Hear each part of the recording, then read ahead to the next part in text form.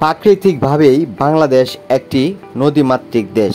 আমরা যদি নদীকে রক্ষা করতে না পারি, নদীর উপর অত্যাচার নির্যাতন করি, তাহলে প্রকৃতি একদিন খেপে গেলে আমরা আর রক্ষা পাব না। কিশোরগঞ্জ জেলা শহরে প্রাণকেন্দ্র বড়বাজার।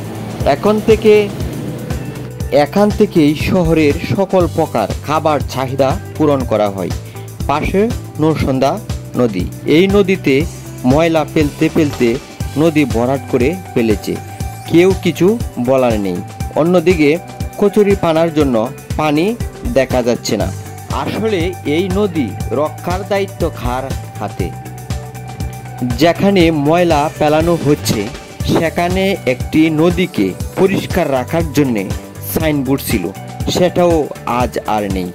এই নদীতে এত ময়লা ফেলা হচ্ছে যে আর কিছুদিন পর ব্রিজ লাগবে না, এমনিতেই মানুষ ময়লার উপর দিয়ে নদী পার হতে পারবে।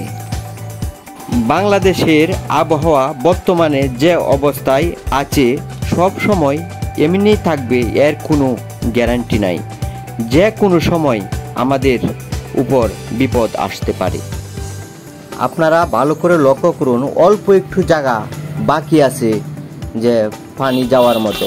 এই অল্প জায়গা দিয়েই পানি চলে যাচ্ছে। গত কয়েক বছর আগে এই নদীটি খনন করা হয়েছে।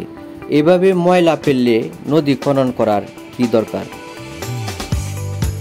বর্ষাকালে যদি নদীতে জোয়ার আসে তাহলে এই অল্প জায়গা দিয়ে পানি যাওয়া সম্ভব নয়। মানুষ এই ব্রিজ দিয়ে যেতে হলে নাকে হাত দিয়ে যেতে হয়, আর ময়লা ফেলতে ফেলতে এখন ব্রিজে ময়লা চলে আসছে।